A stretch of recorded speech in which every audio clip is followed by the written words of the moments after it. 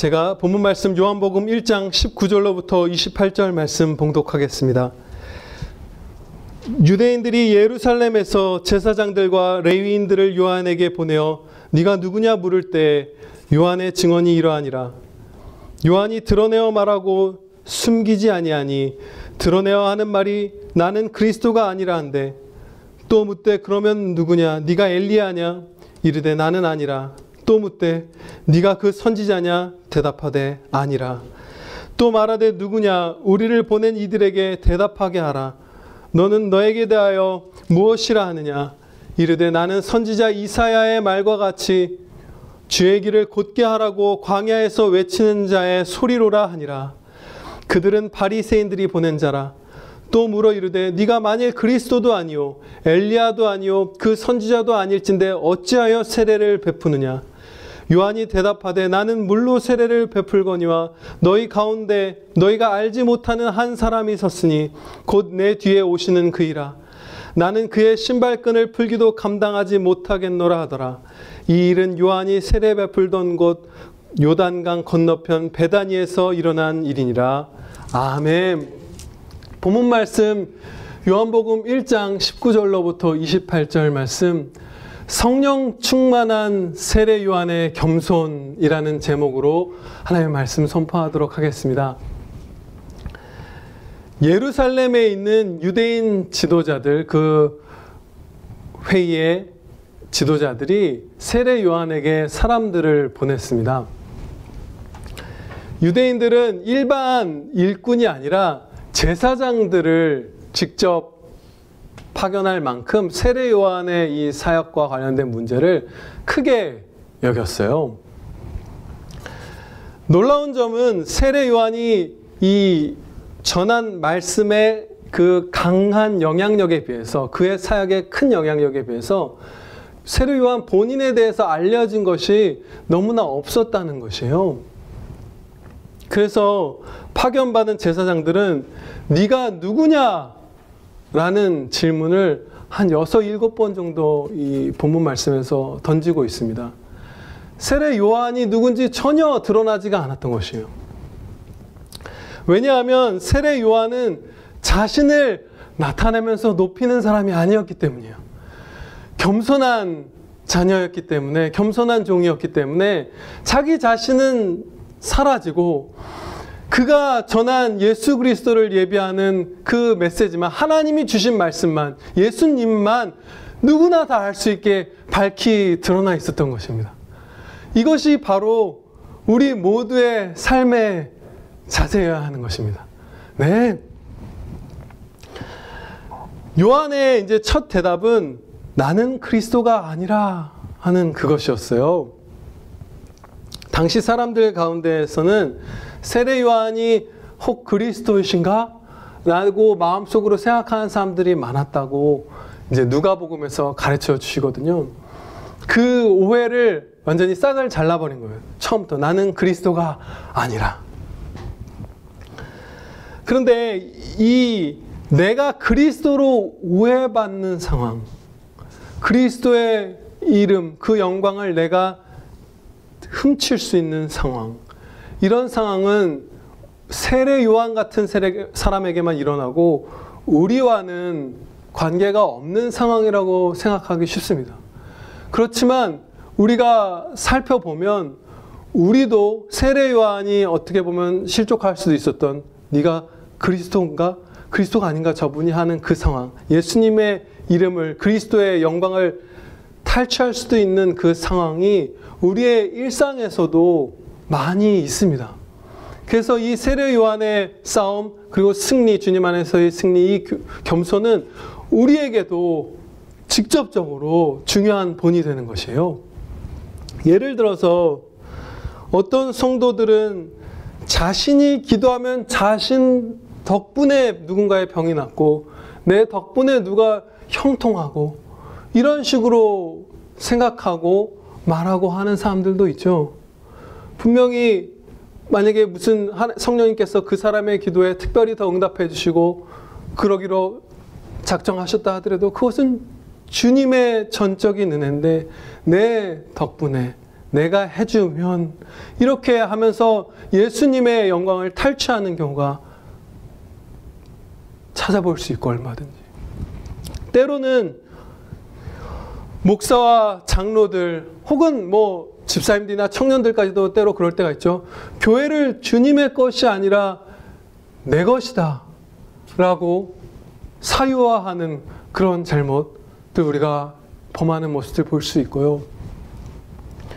또 설교자들은 설교를 통해서 성도분들이 은혜를 입으면 그것이 내 능력이다, 내 덕이다 라고 주님의 영광을 탈취하기도 하고, 그리고 종종 부모들은 자녀들을 전적으로 내가 먹이고 내가 이렇게 잘 키우는 것이다, 이렇게 주님의 은혜를 훔치기도 하죠.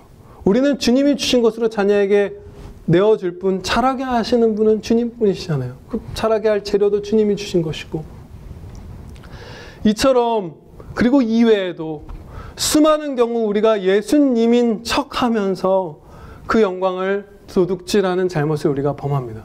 근데 세례 요한은 달랐어요. 나는 그리스도가 아니라 대답하면서 예수님께만 영광을 돌렸는데, 얼마나 철저하게 이분이 그렇게 했는지 20절 그 한 절 짧은 말씀에 드러내어라는 표현이 2번 나와 있고, 또 숨기지 아니하니라는 표현까지 해서 사실상 같은 말을 3번 지금 사용해서 이 말씀을 기록하게 하셨어요. 요한이 드러내어 말하고 숨기지 아니하니, 드러내어 하는 말이 나는 그리스도가 아니라, 난 정말 아니다. 그 겸손의 정직한 고백을 밝히 했던 것이에요. 내 덕이 아닙니다. 은혜입니다. 우리 삶에서 주님의 영광입니다. 이것을 밝히 드러내는 성도였던 것이에요. 제사장들은 요한에게 이어서 네가 엘리야냐? 이렇게 물었습니다. 이 질문을 한 이유는 구약 성경에 다음과 같은 예언이 있었기 때문이에요. 말라기 4장 5절 6절 말씀에 보라, 여호와의 크고 두려운 날이 이르기 전에 내가 선지자 엘리야를 너희에게 보내리니 그가 아버지의 마음을 자녀에게로 돌이키게 하고 자녀들의 마음을 그들의 아버지에게로 돌이키게 하리라. 아멘. 아버지의 마음을 자녀에게로, 자녀들의 마음을 아버지에게로. 세례 요한이 회개하라 하면서 예수님께로 마음을 돌이키고 주님의 마음을 자녀들에게로, 똑같은 그 예언 그대로죠. 이것은 이 말라기 말씀을 세례 요한을 예언한 것이 맞습니다. 그런 말씀이 있기 때문에 네가 엘리야냐라고 이 구약의 정통한 제사장들이 물어보았던 것이에요. 그러면 왜 요한은 엘리야라는 이름으로 예언되었을까요? 이것이 엘리야라는 이름으로 요한을 예언한 게 맞다, 예수님이 확증해 주셨거든요. 성경 다른 부분에서. 그럼 왜 세례 요한을 엘리야다, 그런 이름으로 예언해 주셨을까요? 그것은 두 선지자 사이에 아주 유사한 점이 많기 때문이에요. 많이 닮아 있어요. 그래서 또 다른 엘리야가 오는 것처럼 이렇게 예언을 하셨던 것이에요. 그 두 선지자 모두가, 세례 요한과 엘리야 선지자 모두가 유대인들이 크게 타락한 시기에 보냄을 받았고 극도로 절제되고 소박한 삶을 살았고 사자와 같은 담대함으로 왕들을 꾸짖었고 또 특별하게 많은 능력을 받았고 그 열심도, 그 불타는 열심도 선지자들 가운데에서도 특출났어요. 더 많이 받았어요, 그 은혜를. 그리고 이스라엘이 회개하기를 바라는 그 타는 심령으로 부르짖었어요. 그 바알 선지자들에게 넘어간 이스라엘 백성들에게 한 것처럼 이 세례 요한도 엘리야처럼 외쳤어요. 회개하라. 이와 같은 사실을 따르면 세례 요한이 네가 엘리야냐라고 물었을 때 맞다! 라고 해도 될 것 같잖아요. 내가 그 말라기에 예언된 엘리야가 맞다라고 대답했어도 합당할 것 같은데 왜 아니라고 대답했을까요? 다른 부연설명 없이 아니다라고 그냥 잘라버렸어요. 그들의 질문을. 그 이유는 몇 가지를 우리가 생각할 수 있습니다. 첫째로 당시 유대인들이 바라는 그 엘리야, 또 메시아의 경우도 마찬가지죠. 그것은 그 능력 있는 선지자가 와서 로마의 압제로부터 이스라엘 민족을 이 땅에서 구하고 풍요와 번성을 갖고 오는 이런 것들을 바라는 것이 유대인들의 지배적인 마음이었잖아요. 근데 그런 것이 아니라는 거죠. 너희가 생각하는 의미로서의 엘리야는 나는 아니다. 나는 회개를 외쳐서 너희가 영원한 생명을 주는 예수님께로 돌아가게 하는 선지자다라는 생각을 했던 것이에요. 그리고 또 이스라엘 백성들 사이에서는 죽었던 그 엘리야 본인이 다시, 죽은 게 아니죠. 하늘로 올려졌던 엘리야 본인이 다시 내려온다고 믿었던 사람들이 있어요. 근데 그것은 아니죠. 유사성이 있기 때문에 엘리야라는 이름으로 예언되었던 것 뿐인 거죠. 그러니까 유대인들이 갖고 있던 그 잘못된 엘리야에 대한 그 생각, 그 예언에 대한 생각하고는 다른 사람이기 때문에 나는 엘리야가 아니다. 딱 잘라 말한 것이에요. 그런데 여기에 아주 엄청난 겸손이 있습니다. 왜냐하면 만약에 그가 엘리야가 맞다라고 했으면 그는 유대인들의 지도자들에게도 칭송받고 환대를 받았을 것이기 때문이에요.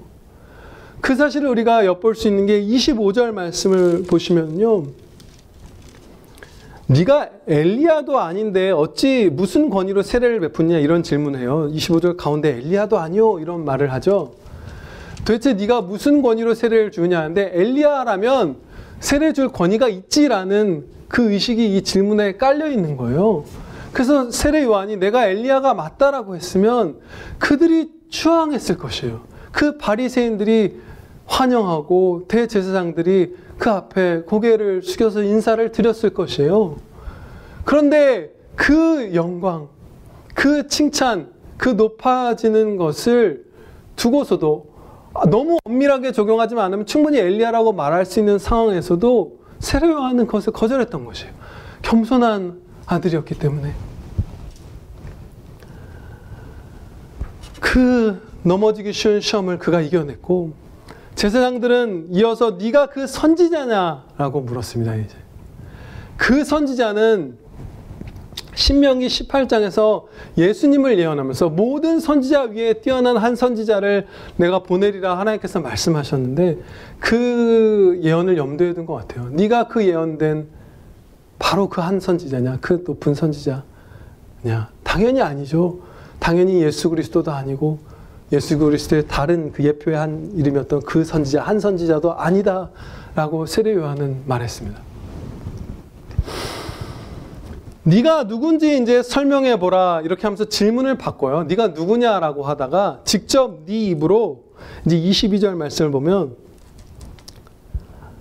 너는 너에게 대하여 무엇이라 하느냐? 네가 좀 이제 설명해 봐라. 너 자신에 대해서 이렇게 질문을 바꿉니다. 이에 대해서 세례 요한은 자신에 대해서 대답한 길을 23절에 이르되 나는 선지자 이사야의 말과 같이 주의 길을 곧게 하라고 광야에서 외치는 자의 소리로라 하니라. 이렇게 대답했어요. 요한은 실제로 광야에서 외쳤는데요. 그 위치가 이 오늘 본문 말씀 마지막 절을 보면 요단강 건너편 베단이에요. 예루살렘에서부터 요단강을 건너서 멀리 가야 하는 베다니 광야 그쪽에서 사역을 했던 것이에요. 왜 그랬을까요? 왜 이렇게 멀리까지 가서 사람들이 더 많이 모이는 예루살렘이 아니라 처음에는 거의 빈들에 가깝겠죠. 물론 성령님께서 인도하셔서 몇 사람씩 보내주셨겠지만 아마도 우리가 거의 확신 가운데 추정할 수 있는 이유는 예수님에 대해서 예언할 때 갑자기 예루살렘에 그가 나타나실 것이다. 임재하실 것이다 라고 했거든요. 예루살렘에 나타나셔서 모든 백성이 그를 보고 구원에 이르러야 할 메시아 한 분, 그분에게 모든 시야를 집중하게 하기 위해서 예비하는 자는 예루살렘에서 멀리 떨어져 있었던 것이에요. 그래서 광야에서 이 세례 요한이 외치며 사역을 했고요. 그는 자기 자신을 표현하기를 소리에 불과하다 이렇게 말했어요. 이건 굉장한 지혜로운 마음을 주셨어요. 물론 이전 성경에 쓰였던 표현이죠. 이사야서에 전하는 내용이 내가 만들어낸 나로부터 생성된 내용을 난 전하는 게 아니라 하나님의 말씀을 전하는 그냥 소리다. 매개체다라고 정말 영광된 자녀, 그러니까 자녀의 가장 복된 본을 보였어요. 가장 아름다운 자녀의 모습을 보인 거예요. 나는 아무것도 아닙니다. 주님 앞에서 그 믿음이 있었어요. 그런데 이것이 우리 모두의 자세여야 할 터인데 나는 아무것도 아니다. 나는 주님의 아들, 딸에게 자녀를 만약에 우리 섬기다면 이 주님이 주신 무언가를 전하는 그런 손일 뿐입니다. 무슨 통로일 뿐입니다. 이것이 우리의 고백이잖아요. 언제나. 그러면 소리일 뿐이다. 무엇일 뿐이다. 매개체일 뿐이다라고 하면 우리의 순종, 우리의 충성이 건조하고 수동적인 것처럼 생각될 수도 있어요. 자칫하면 그런 쪽으로 우리가 오해할 수도 있겠죠. 그렇지만 세례 요한은 하나님의 명을 봐서 뜨겁게 외치고 땀 흘리고 아마도 눈물 흘리면서 이 사역을 감당했을 거예요. 그 모습이 드러난 것이 바로 광야에서 외친다 라고 표현한 그 말씀이에요. 광야에서 그냥 수동적으로 그냥 소리일 뿐이니까 행한 게 아니라 회개했으면 좋겠다는 그 마음으로 그 형제들을 향해서 이스라엘을 향해서 절실한 마음으로 이 세례 요한이 외쳤던 거예요. 회개하라. 구원한 우리가 그토록 기다리던 예수님께서 이미 우리 가운데 서셨고 너희가 아직 못 알아보지만 이제 그가 자신을 드러내실 것이다 라는 것을 외쳤던 것이에요.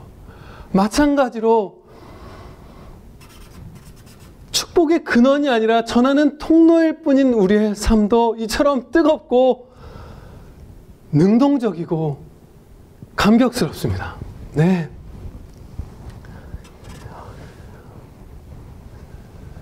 세례 요한의 답변을 들은 제사장들은 또 다시 이제 질문을 바꿨어요. 네가 그리스도도 엘리야도 그 선지자도 아닌데 어찌하여 세례를 주냐? 권위가 어디서부터 비롯되었느냐라는 질문을 던진 것이에요.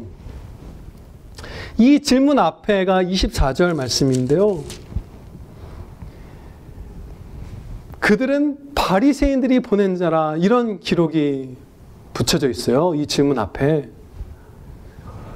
바리새인들은 아주 철저하고 치열하고 그런 특성을 가진 자들이었죠.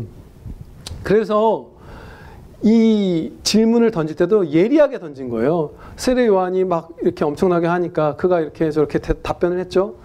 그런데 그렇다면 너의 권위의 문제를 해명하라 라고 아주 그 영리한, 그렇지만 거룩한 지혜는 없는 자들이지만 그 영리함을 갖고 아주 세밀한 질문을 던진 거예요. 너의 권위를 해명하라 이렇게 말한 거죠.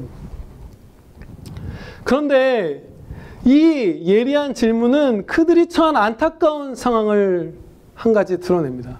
그 치열하고 명석함을 가지고서 죄악에 사용했어요.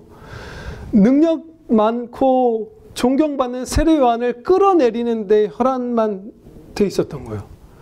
그들이 원래대로라면 어떻게 했어야 되냐면 그 당시 유대인 가운데서 제일 신뢰할 만한 사람, 누가 봐도 가장 성령 충만한 자녀인 그 세례 요한에게 가서 당신이 전하는 메시아에 대해서 가르쳐 주십시오라고 구약의 예언을 하나하나 갖고 와서 가르쳐 달라고 그것을 물어봤어야 했어요. 이 똑똑한 사람들은. 그런데 이분들은, 이 바리새인 분들은 그런 질문을 던지지 않았죠. 그 냉철함을 가지고, 그 명철함을 갖고 깎아내리는 것만 하려고 했던 거예요. 그러면 여기서 볼 수 있는, 우리에게서도 드러나는 한 가지 모습을 이 바리새인들에게서 볼 수 있는데, 그것은 우리가 키리오 진리오 생명이신 예수님을 모르고 세상 가운데를 방황하며 돌아다닐 때에 우리의 무지는 고의적인 무지일 때가 많다는 것입니다. 이들과 마찬가지예요. 이들도 성경을 갖고 있었고 냉철한 질문, 명석한 질문을 던질 수가 있었고 원하기만 했다면 세례 요한을 통해서 배울 수도 있었지만 일부러 모르는 상태에 머무르기를 택했던 것이거든요. 원치 않았어요. 주님을 아는 것을 진리이신 길이신.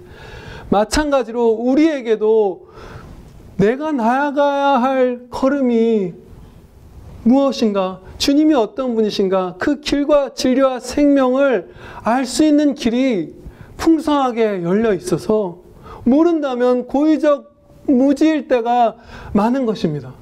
왜 우리가 그것을 쉽게 알 수 있는 상황이냐면 모든 시대가 그렇진 않았어요. 중세의 그 암흑기를 한 종교개혁자분들은 250년쯤이다. 전체가 암흑기는 아니었고 중세 전체가 그렇게 250여 년간으로 보는데, 그때에는 교회에 나가도 일반 평민들이 읽을 수 있는 자국어로 된 성경이 없었고, 집에도 당연히 없었고, 인쇄술도 없었고, 그리고 그 성직자들은 본인들도 성경 말씀을 잘 몰라서 그냥 주문처럼 외워버린 라틴어 구절들을 갖고 미사를 집례하는 것, 그 정도의 교회 수준이 머물러 있었잖아요. 그래서 종교개혁이 일어난 다음에 목회자들의 그 학력이 엄청나게 그 수치로 높아지는 게 기록이 남아있거든요. 학위를 갖게 되고 뭘 졸업하고 원어를 배우고 번역의 열기가 일어나고 성경이 보급이 되고, 그 시절의 성도라면 우리가 모르는 것이 고의적 무지가 아닐 수도 있어요. 그런 성도들 많았어요. 심지어 무슨 루터 같은 분들도 잘못된 거 배워서 잘못 알면서 신음했어요. 그런데 오늘날 우리는 신구약 성경 전권을 한 사람 한 사람이 2개, 3개씩 갖고 있고, 우리가 너무나 배우면서 신뢰할 만하다라고 확신을 갖고 검증을 받은 웨스트민스터 신앙고백서, 하이델베르크 요리문답, 무슨 벨직 신앙고백서, 이런 것들을 체계적인 교리 문서들을 선물로 하나님께 받아 갖고 있고, 자녀들을 통해서 성경과 같은 권위는 아니지만 받고 있고, 그리고 이 땅 대한민국에 우리나라 말을 쓰는 신실한 개혁주의 목사님들도 많이 계세요. 우리가 원한다면 키리오, 진리오, 생명이신 예수님을 알고 만나 뵐 수 있는 은혜 가운데 있는 것이에요. 그러면서 제가 옛날을 지금보다 더 많이 잘못된 선택을 했던 일이 많았던 20살 이럴 때를 한번 생각해 봤어요. 내가 내 목사님께 만약에 그때 더 자주 질문을 했더라면 잘 가르쳐 주셨을 테고 나는 더 충성할 수 있었을 텐데라는 확신을 가질 수 있었어요. 마찬가지입니다. 우리 모두가 원한다면 그 무지에서 벗어날 수 있습니다. 은혜입니다. 이 바리새인의 교만하고 의도적인 무지를 이제 경계하면서 다음으로 나가보겠습니다. 무슨 권위로 네가 세례를 주냐라는 이 질문에 세례 요한이 조금 독특한 답변을 했어요. 그 질문에서 벗어난 것처럼도 보이는 답변을 했습니다. 26절이 그 답변인데요. 요한이 대답하되 나는 물로 세례를 베풀거니와 너희 가운데 너희가 알지 못하는 한 사람이 섰느니라. 이렇게 얘기했어요. 그리고 이어서 설명하죠. 그분에 대해서. 곧 내 뒤에 오시는 그이라 나는 그의 신발끈을 풀기도 감당하지 못하겠노라. 아멘. 세례 요한의 이 조금은 엉뚱해 보이는 답변의 의도는 이것이에요. 그 결과도 이것이죠. 사람들이 나의 세례, 나의 권위에 주목하지 않고 예수님 보게 한 거예요. 나 이런 권위도 갖고 있어. 내 세례에는 이런 큰 역할을 하지. 이런 것이 전혀 없었던 것이에요. 그것은 아예 답변을 생략해 버렸어요. 그거 너희 보지 말고 나는 물로 세례를 베푼다. 그러니까 상징일 뿐이죠. 세례가 상징하는 그 진짜 은혜는 내 뒤에 오시는 그분이 주실 거야. 나는 이 주님의 은혜를 상징하는 물로, 너희가 그냥 아는 그 물로 세례를 베풀 뿐인 존재니까 나한테 주목하지 말고 내 뒤에 오셔서 성령과 불로써 능력으로 너에게 구원을 베풀어 주실 예수님께 주목하십시오 라고 그 독특하게 지혜롭게 답변했던 것이에요. 그리고 나는 그의 신발끈을 풀기도 감당하지 못하겠노라 이렇게 고백했는데, 이 고백은 자신이 예수님의 종노릇하기에도 부족하다라는 정직한 고백입니다. 그런데 우리는 흔히 내가 예수님의 종이 될 자격이 있는 줄로 여겨요. 뭐 회사에서, 가정에서, 학교에서, 교회에서 우리가 주님의 영광을 위해서 충성할 때 내가 이 일을 하기에 자격이 있는, 마땅한, 여기에 내가 세워져야 마땅한 사람이라고 우리가 그 착각을 할 때가 많습니다. 그리고 내가 무자격한 자라는 것을 탄식하는 것, 이런 것들에서 멀어져 있을 때가 많아요, 우리가. 그래서 어떻게 이렇게 무자격한 나를 여기에 써주셨지라고 우리가 감사드려야 할 때에, 어떻게 내가 이렇게 자격 있고 준비된 종인데 나한테 이렇게 은혜를 안 베푸시지? 이것도 안 주시지라는 이상한 우리가 쪽으로 가는 거예요. 근데 세례 요한은 고백했습니다. 나는 주님의 신발끈을 풀기도 감당하지 못합니다. 이 마음으로 살았던 것이에요. 정직하게. 우리가 자격이 없고, 세례 요한조차도 자격이 없는데 많은 면에서 자격이 없죠. 우리가 예수님의 종이 될, 나는 주님의 종 되기에는 합당합니다라고 할 수 없는 이유가 많은데, 그 중에 정말로 중요한 것 한 가지만 살펴보겠습니다. 종의 첫 번째 자격은 능력이나 무슨 뭐가 있을까요? 뭐 탁월한 뭐 개성이나 뭐 이런 게 아니잖아요. 종은 순종이잖아요. 종은 충성이 그 자격이잖아요. 그런데 우리가 충성에 있어서, 순종함에 있어서 부족하잖아요. 그러면 우리는 종의 자격이 없는 사람들입니다. 순종, 그 가장 종의 기본이고 핵심인 것조차 우리가 못 갖추고 있으니까.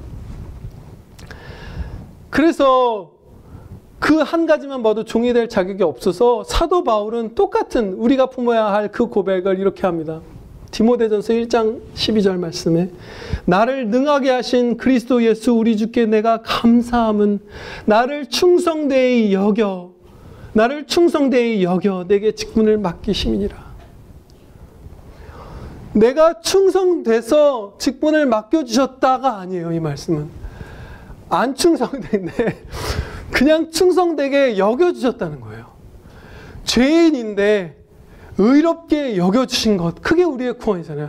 그것처럼 안 충성된 바울을 충성되게 여겨주셔서 사도로 삼아주시고, 능력도 충성되게 여겨주신 그에게 은혜로 주셨다는 거예요. 다 은혜라는 뜻이에요.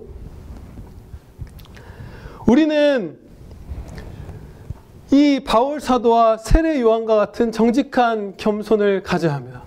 아, 나를 이 자리에, 이 가정에, 이 사회 가운데 세워주신 것, 바로 이 위치가 내게 과분합니다 라고 할 때에 그 겸손한 자녀에게 주시리라 약속된 은혜가 많습니다. 이 진리 때문에 제가 제목을 세례 요한의 겸손이라고 하지 못하게 하시고, 아마도 더 좋은 걸 주시려고 성령 충만한 세례 요한의 겸손이라고 이렇게 바꾸게 해주셨어요. 타이핑을 했다가 바꾸게 해주셨는데, 왜냐, 우리는 너무나 교묘하고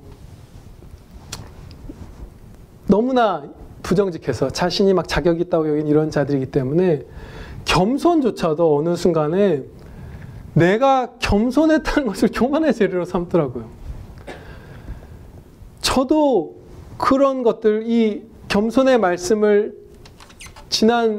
이번 주일에도 주시고, 그러니까 저의 경우는 더 전부터 묵상하게 되죠.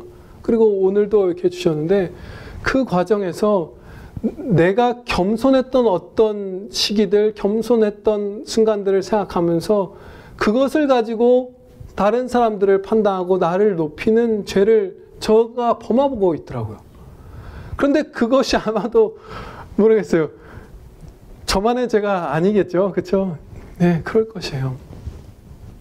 겸손까지도 죄악의 재료로 바꿔버리는 것이 교만이잖아요. 그게 그렇게 무서운 것이잖아요. 패망의 선봉이 되는 이유가 그거잖아요. 그래서 세례 요한이 겸손할 수 있었던 것은 그가 충성된 자가 아니고 애초부터 자격 있는 종도 아니고 은혜 입어서 성령님께서 붙들어 주셔서 겸손도 전적인 은혜로 받은 것이다. 예, 그것을 우리에게 가르쳐 주시기 위해서 이 제목을 주셨습니다. 성령 충만한 세례 요한의 겸손을 본받으라 얘들아. 그 말씀을 주고 계시는 것이요. 이제 본문 말씀을 마지막으로 두 가지 적용을 하고 마치겠습니다. 첫 번째는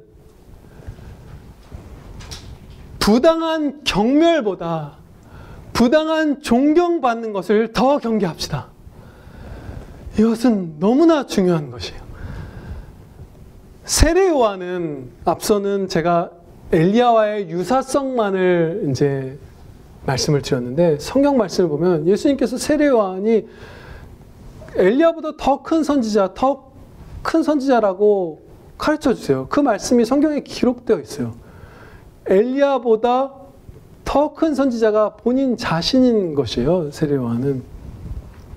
그러면 와, 내가 더 큰 자인데, 더 큰 선지자인데 더 작은 선지자라고 그냥 엘리야가 맞아라고 하는 거면 어떻게 보면 그냥 나를 낮추는 것이고 이런 식으로 합리화하면서 엘리야가 맞다라고 했을 때 지도자들로부터 모든 백성에게 칭송받을 그 영광을 탐할 수 있잖아요.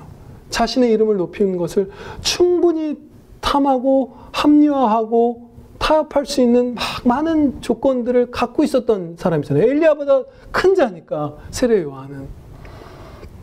그런데 그렇게 말하지 않았어요. 엘리야가 아니다. 그냥 잘라버렸어요.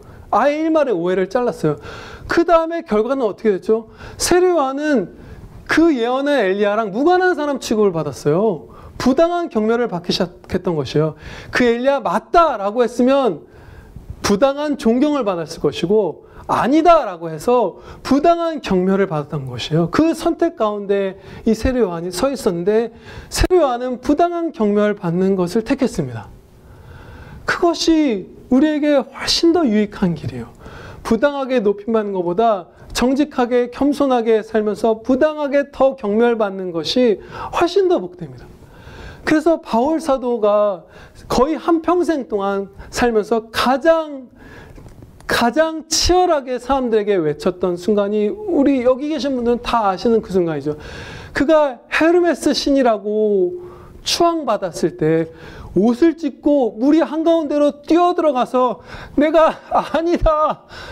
내가 그 높임 받는 것도 혐오하고 두려워하고 사랑하는 이웃들이 그 죄를 범하는 것도 너무나 싫어서 그가 그렇게 평생 동안 처절하게 외친 적이 없거든요. 그러니까 우리는 앞으로 부당하게 경멸받는 것을 부당하게 명예 입는 것보다 택하는 겸손한 성도 되시기를 바랍니다. 네. 이제 두 번째 복된 적용을 살피도록 하겠습니다. 우리가 이토록 낮고 예수님께서는 우리가 그 신발끈을 감당하기에도 부족할 만큼 높으시니 예수님을 섬기느라 때로 우리가 굴욕을 받는다고 해도 매일매일 예수님 섬기는 것을 감사드립시다. 네. 사도들은 예수님의 이름을 전하기 때문에 채찍질 당했을 때 이랬죠. 그 이름을 위하여 능욕받는 자의 합당히 여기심을 기뻐하면서 그 자리를 떠났다. 이렇게 돼 있어요. 그리고 시편 84편을 보면 주님의 전에서 하루가 다른 곳에서 첫날보다 기쁘고 1000배로 계수하는 것을 나오잖아요. 그건 무한배라는 거죠. 사실은 그 1000이라는 숫자를 통해서. 그러니까 우리가 그런 것들을 생각해야 되는 것이에요. 주님을 위해서 아니죠. 그거 시편 84편 있는 게 더 좋을 것 같아요. 예, 주님의 이름을 위해서 능욕받는 것을 합당히 받는다는 것 자체가 주님의 그 고난을 따라가면서 몸으로써 겪을 수 있다는 그것 자체가 은혜이다, 영광이다 고백하는 복된 성도들 되시기를 축원합니다. 기도드리시겠습니다. 아버지 하나님, 저희가 마땅히 겸손해야 할진데 저희가 겸손할 때 은혜 위에 은혜를 베푸셔서 저희를 높여주시겠다고, 저희에게 존귀함과 수많은 은혜들 주시겠다고 성경에 수많은 약속들로 수놓아 주심을 감사드리옵나이다.